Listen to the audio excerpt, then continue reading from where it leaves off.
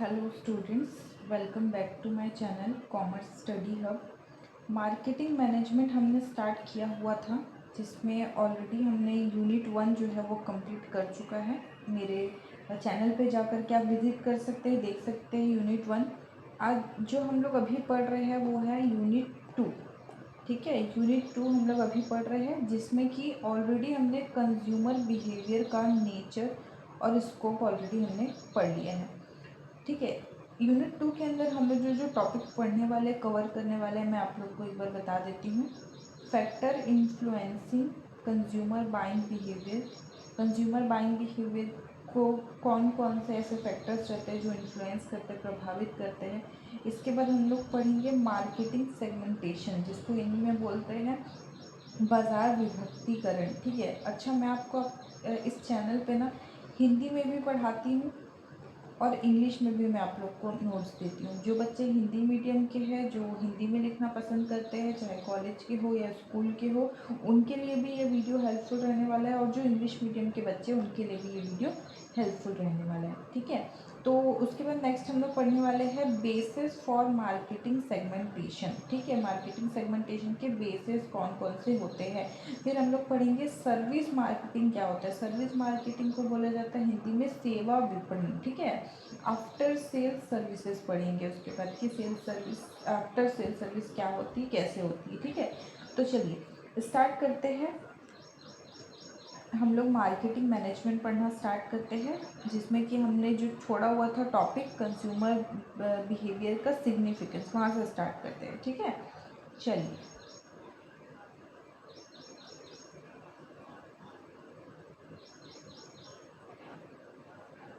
ये सब मैंने आपको ऑलरेडी पढ़ा दिया है। नेचर हम पढ़ चुके थे, स्कोप हमने देख लिया था, नेचर स्कोप हम पढ़ चुके हैं, कंसेप्ट पढ़ चुके हैं। अगर आप लोग नहीं देखे होंगे तो प्लीज़ मेरे चैनल एक बार देख लीजिएगा, पार्ट 1 करके है, यूनिट 2 पार्ट 1। आज हम लोग स्टार्ट करते हैं इम्पोर्टेंस ऑफ कंज्यूमर बिहेवियर। ठीक है, इम्पोर्टेंस ऑफ कंज्यूमर बिहेवियर।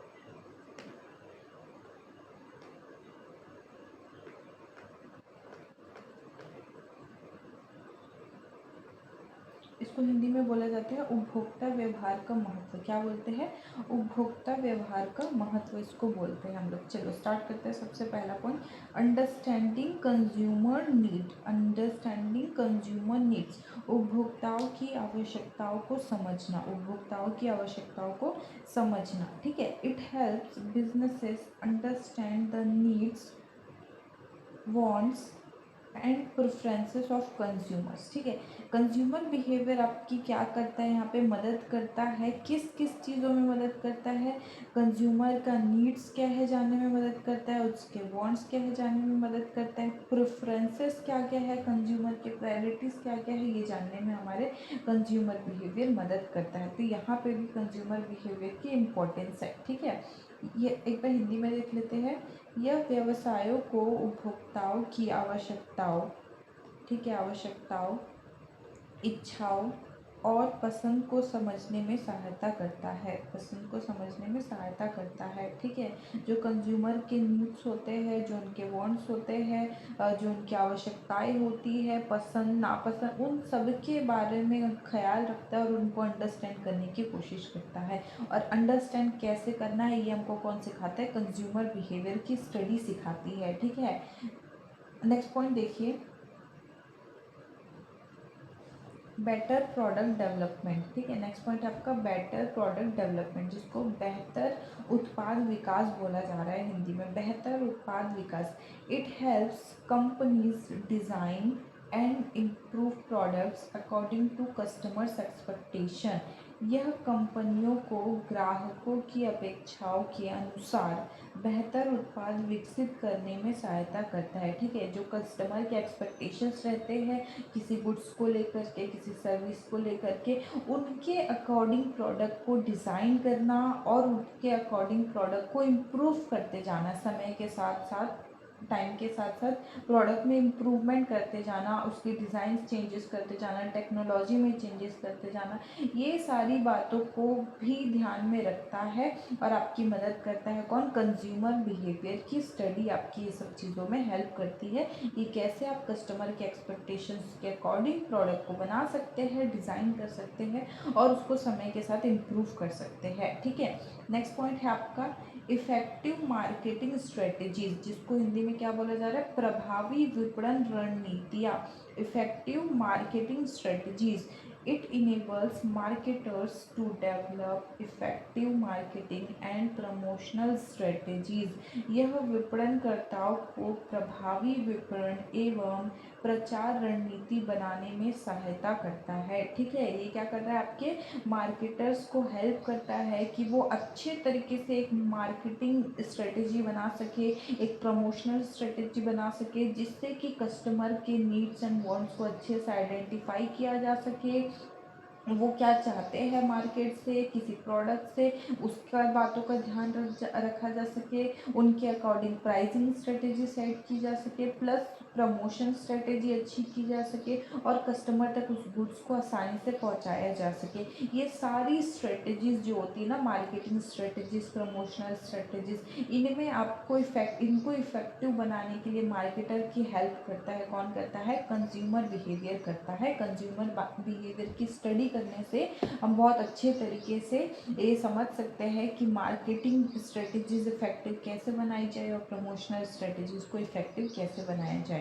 ठीक है, नेक्स्ट हम लोग चलते हैं फोर्थ पॉइंट, कस्टमर सेटिस्फेक्शन, ग्राहक संतुष्टि, कस्टमर सेटिस्फेक्शन। ठीक है, understanding consumer behaviour helps increases customer satisfaction and loyalty.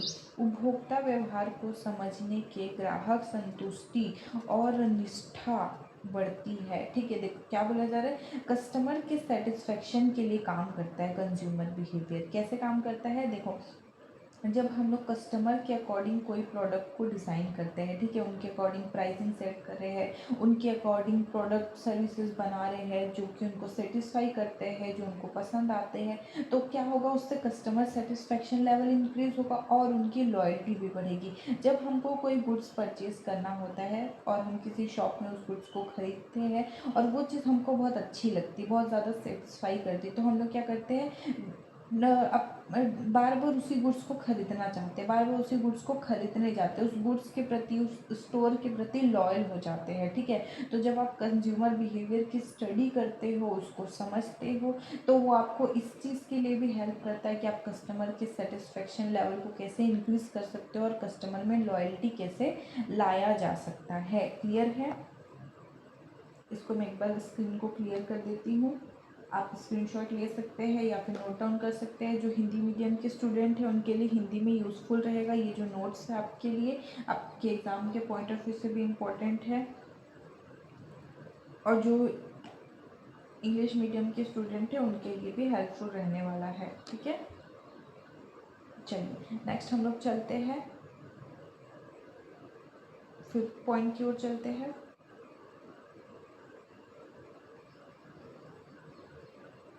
चलिए, फिफ्थ पॉइंट क्या लिखा हुआ आपका? Market segmentation. मार्केट सेगमेंटेशन को बोला जाता है बाजार विभाजन या बाजार विभक्तिकरण भी आप बोल सकते हो। ठीक है, मार्केट सेगमेंटेशन, मार्केट को कैसे बांटना है। It helps businesses identify different groups of consumers and target them effectively. यहाँ पे क्या बोला जा रहा है? कंज्यूमर बिहेवियर की स्टडी करने से हम लोग को और क्या हेल्प रहता है कि जो बिजनेस हम चला रहे हैं, ठीक है, बिजनेस के लिए क्या हेल्पफुल रहता है कि वो आइडेंटिफाई कर सकते हैं, रिकॉग्नाइज कर सकते हैं डिफरेंट ग्रुप्स ऑफ कंज्यूमर्स को। यानी कि जो बाज़ार को सेगमेंट करना है, बाज़ार को हमको बांटना है, विभाजित करना है, तो कितने भागों में उसको बांटा जा सकता है या कौन से भाग में उसको बांटा जा सकता है, और बांटे जाने के बाद कौन से मार्केट को हमको टारगेट करना है, ये चीज़ें हमको कौन बताता है? कंज्यूमर बिहेवियर की स्टडी बताता है। ठीक है, यह व्यवसायों को विभिन्न उपभोक्ता समूहों की पहचान कर उन्हें प्रभावी ढंग से लक्षित करने में सहायता करता है। ठीक है, सेम वही चीज़ लिखी हुई है। पहले आप क्या करोगे, बाजार को विभाजित करते हो, अपने अकॉर्डिंग विभाजित करते हो जिस हिसाब का प्रोडक्ट बना रहे हो। उसके बाद विभाजित करने के बाद आप एक मार्केट पकड़ते हो, एक डिवीज़न आप पकड़ते हो जिसको आप टारगेट करते हो और उसके अकॉर्डिंग आप प्रोडक्ट को लॉन्च करते हो। ठीक है, तो ये आपका हो गया मार्केट सेगमेंटेशन में भी कंज्यूमर बिहेवियर आपको हेल्प करता है, वहाँ पे भी उसकी इंपॉर्टेंस है। ठीक है, नेक्स्ट हम लोग देखते हैं कॉम्पिटिटिव एडवांटेज। कॉम्पिटिटिव एडवांटेज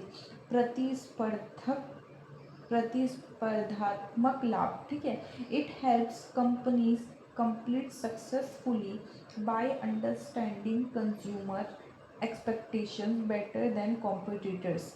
यह कंपनी को प्रतिस्पर्धाओं की तुलना में उपभोक्ताओं की अपेक्षाओं को बेहतर समझकर प्रतिस्पर्धात्मक लाभ प्राप्त करने में सहायता करता है। ठीक है, क्या बोला जा रहा है, कॉम्पिटिटिव एडवांटेज उठाने के लिए भी यहाँ पे हेल्प करता है। देखो, मार्केट में कंपटीशन होना बहुत ज़्यादा ज़रूरी है। ठीक है, कंपटीशन रहेगा तो ही हमको गुड्स जो है वो सही दाम में मिल पाएगा, सही प्राइस में मिल पाएगा। ठीक है, तो कंज्यूमर बिहेवियर क्या करता है, कंज्यूमर बिहेवियर क्या करता है, कंज्यूमर का जो एक्सपेक्टेशन है उसको समझने में तो हेल्प करता ही करता है। ठीक है, उसको समझने में तो हेल्प करता ही है, उसके अकॉर्डिंग हम कोई गुड्स को बनाते हैं, कोई प्राइस को सेट करते हैं उस गुड्स का। इसके अलावा क्या करता है, कॉम्पिटिटर्स से बेटर एक्सपेक्टेशन को समझने में हेल्प करता है। यानी कि जो कॉम्पिटिटर्स अपने तरीके से जो स्ट्रेटजी लगा रहे होंगे मार्केट में,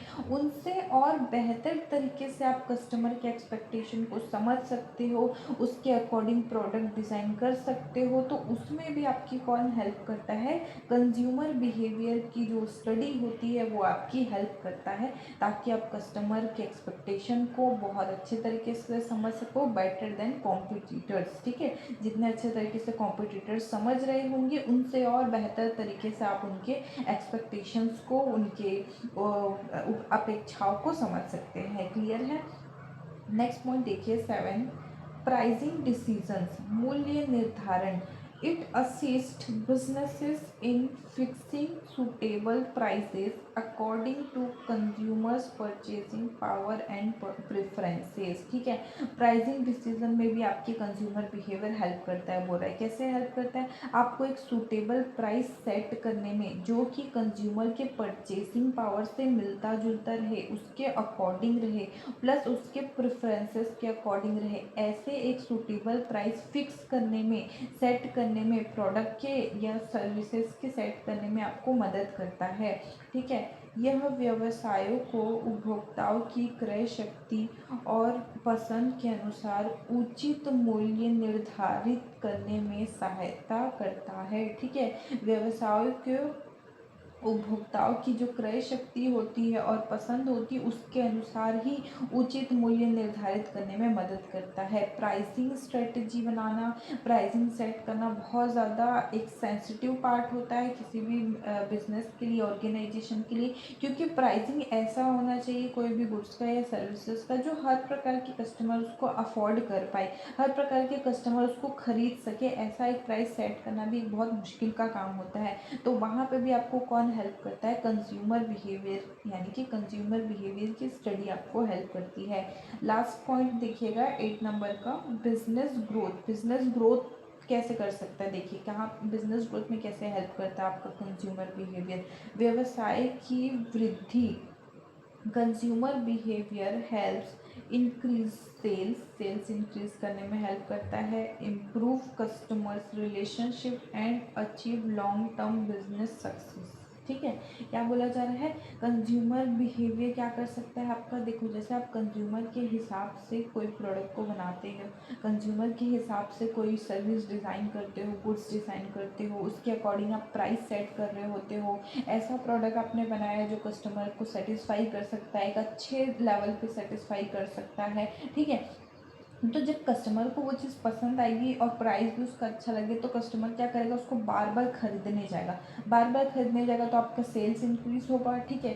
आप जिस स्टोर में वो बार बार जाएगा या फिर जिस कंपनी से वो बार बार परचेज करना पसंद करता है, जिस भी ब्रांड के गुड्स को परचेज करना पड़ता है, उससे क्या होता है, कस्टमर रिलेशनशिप बहुत अच्छा बनेगा, इम्प्रूव होगा आपका customer relationship and achieve long term business success. और ऐसे करते रहने से जाहिर सी बात है कि बिजनेस का बहुत अच्छा खासा आपको ग्रोथ देखने को मिलेगा, एक लॉन्ग टर्म ग्रोथ आपको देखने को मिलेगा और बिजनेस सक्सेसफुल भी होगा, ठीक है। उपभोक्ता व्यवहार बिक्री बढ़ाने, ग्राहकों के साथ अच्छा संबंध बनाने तथा व्यवसाय की दीर्घकालीन सफलता प्राप्त करने में सहायता करता है। क्लियर है? आई होप आपको इम्पोर्टेंस समझ में आया होगा।